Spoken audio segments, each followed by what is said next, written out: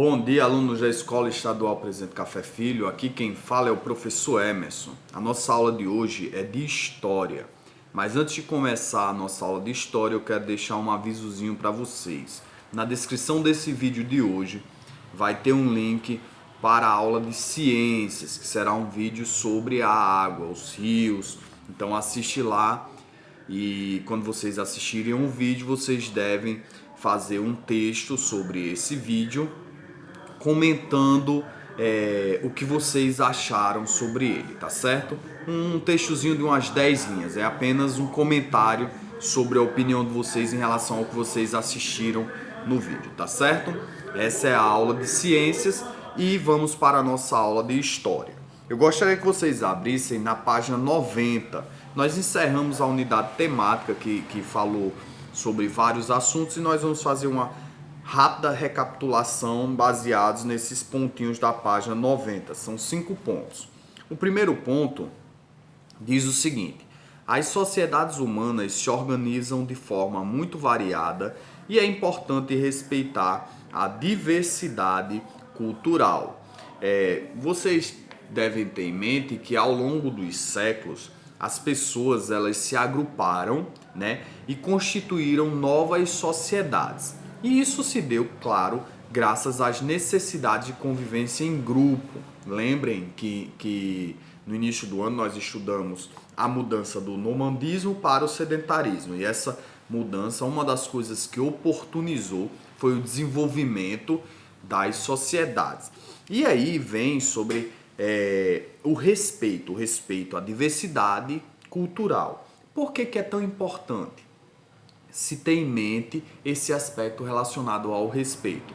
Porque como nós temos um país como o nosso, formado por vários povos diferentes, ou vamos até de um aspecto mais global, como nós temos um mundo com pessoas com culturas totalmente distintas uma das outras, muitas vezes nós vamos receber um choque cultural, onde algumas práticas são totalmente diferentes das nossas. Só que nós devemos ter em mente que nós devemos respeitar essas práticas.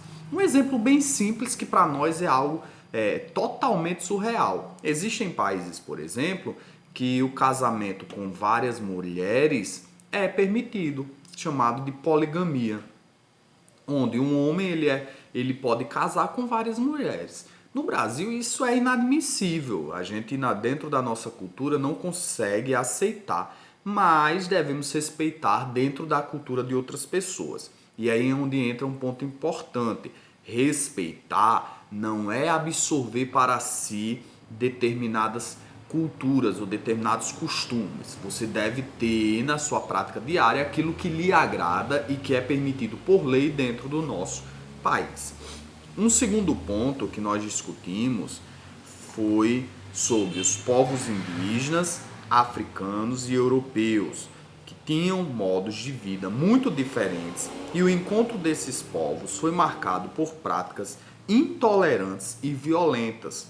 Então o Brasil, a gente aprendeu que foi formado inicialmente por 3 grandes grupos: os índios, que aqui já estavam, os portugueses, que iniciaram o processo de colonização, e os africanos, que foram trazidos como escravos para o Brasil para trabalhar contra sua própria vontade.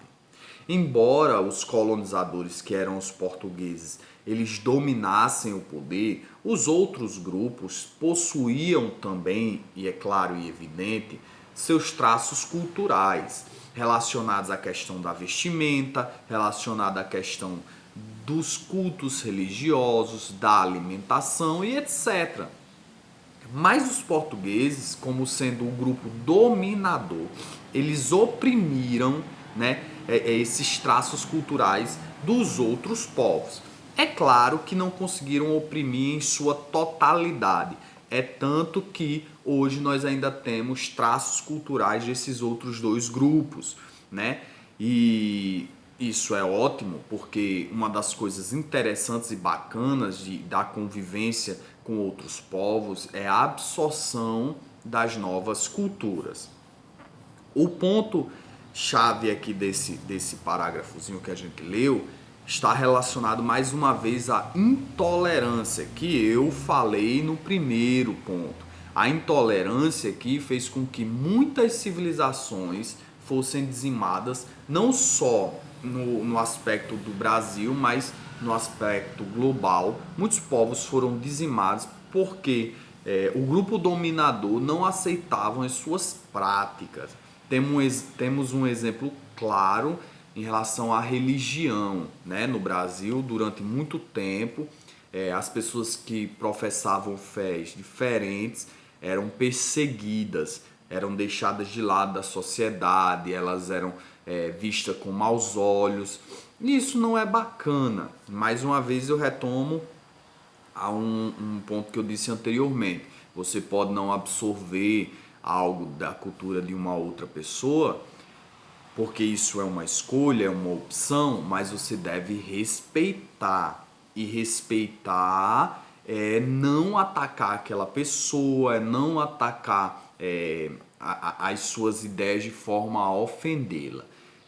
E outro ponto interessante é que você, quando não recebe e respeita, não significa que você passe a concordar. Você pode discordar desde que seja de forma respeitosa. Vou dar um exemplo bobo aqui, mas que é totalmente aceitável dentro de todos os campos de discussão. Falando de forma grotesca, é claro. A questão do futebol, por exemplo, uma pessoa torce para um time A e outra pessoa torce para um time B.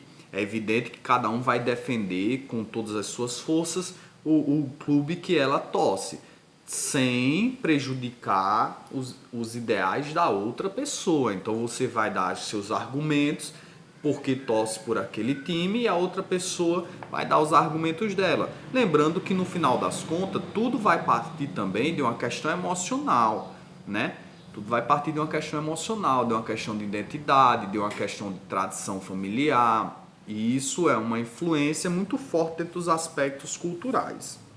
Terceiro ponto, ao longo do tempo, as culturas indígenas, africanas e europeias se combinaram e criaram a cultura brasileira. Isso daqui é bacana.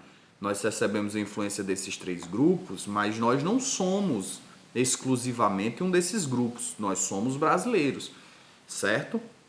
Por isso precisamos respeitar o modo de vida das outras pessoas e valorizar o diálogo entre as culturas, o diálogo entre as culturas. Mais tarde, no Brasil, nós também recebemos os imigrantes que também influenciaram a nossa cultura, e algumas coisas claramente nós absorvemos, outras não. E o diálogo ele deve ocorrer diariamente. Você percebe na moda, na alimentação, nas músicas, certo? Nos grandes espaços urbanos onde nós recebemos imigrantes, imigrantes não, turistas na verdade. Nós recebemos turistas ali temporariamente e tal.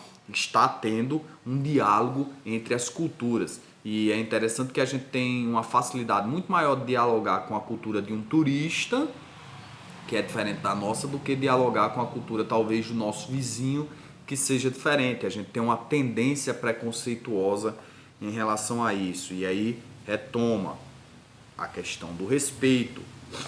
O quarto ponto fala sobre os direitos e deveres dos cidadãos, como são muito importantes para a organização da sociedade. Eles são resultados de uma longa luta pela igualdade. A gente vem falando sobre a questão cultural, sobre a questão da diversidade cultural, sobre a questão do respeito, mas aí entra também um ponto interessante que dentro dessas sociedades, por mais diversa que ela seja, precisa existir dentro dela um regimento que iguale todos os homens. A cultura é diferente, o dia a dia vai ser diferente, mas as leis que regimentam e que dão direitos e deveres a esses grupos devem ser iguais para que todos sejam dignos de uma vida de qualidade. E nem sempre foi assim, né? Como nós vimos nas aulas anteriores, homens tinham direitos diferentes de mulheres. No Brasil, especificamente, os negros tinham direitos diferentes dos brancos. E isso foi uma prática que perdurou, mas que, devido às lutas sociais, vem diminuindo cada vez mais. Cada dia mais a gente tem lutado para que todo traço preconceituoso seja extinto da terra, seja extirpado da terra. E aí entra o papel de cada um tentando ser respeitoso, educado e interagindo uns com os outros. Último ponto, a luta pela cidadania também ocorreu no Brasil e foi marcada pela organização de muitos movimentos, como o movimento negro e o movimento do trabalhador.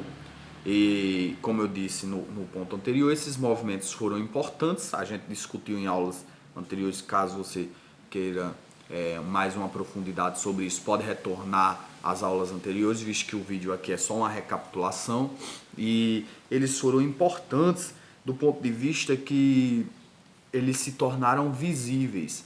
Antes dos movimentos, as necessidades elas eram meio que invisíveis. Por que eu digo meio que invisíveis? Porque elas existiam, mas que por não haver uma luta organizada, um grupo grande de pessoas gritando e falando pelo seu direito, elas eram negligenciadas. É tanto que a conquista desses novos direitos foi marcada realmente por lutas mesmo. Você vê aí a partir dessa foto da página 90, que é a que nós estamos discutindo, muitos negros pedindo abaixo o racismo. E esse racismo que já era muito forte, que permaneceu por sinal ainda muito forte, ele começou a ser mais combatido justamente porque os negros mostraram que estavam se sentindo incomodados em relação a isso. Então é um ponto importante, né? Que as lutas elas fazem com que os seus incômodos, e aqui eu estou usando a palavra incômodo, mas é muito mais do que um incômodo, né? É praticamente uma necessidade de sobrevivência lutar por isso. Mas é basicamente isso.